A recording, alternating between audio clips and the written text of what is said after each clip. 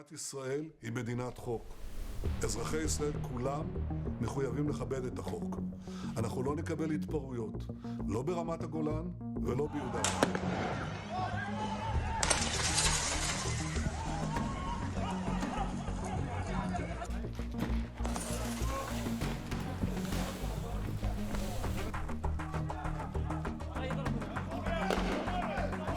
Several U.S. government officials visited the West Bank and met with the victims of this violence in a place called Termasaya. I hope I'm pronouncing that right.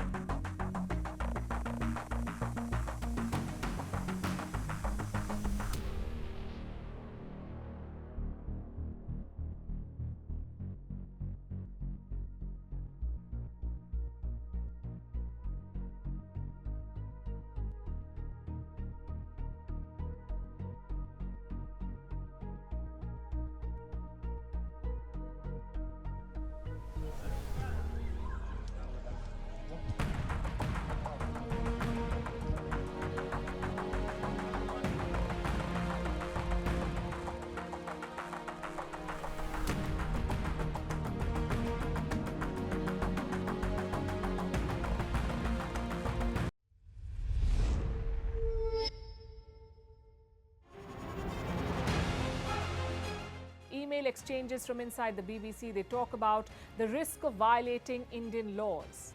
It's easier to rake up the freedom of speech debate, but does it give anyone a free pass to knowingly violate the law? America supports India because it needs India's support in return.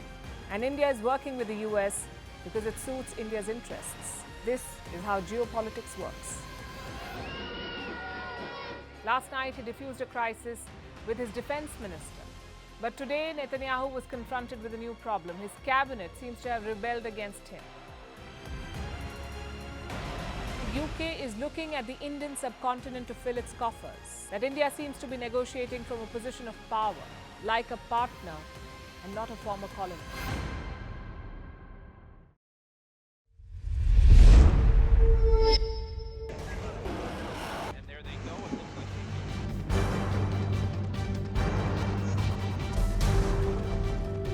The US and Russia are dangerously close to an armed conflict.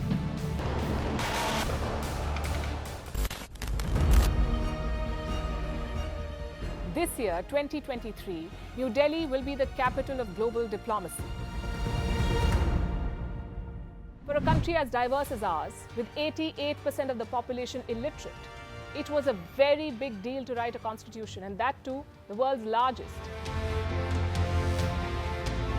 Meanwhile, if we may, here's a Republic Day gift from India for the BBC. A list of suggestions for the BBC for their upcoming documentaries. Number 1, the Kohinoor and the colonial loot. Number 2, an outdated monarchy and unhealthy obsession with the royals. Number 3, racism in 2023. We're waiting.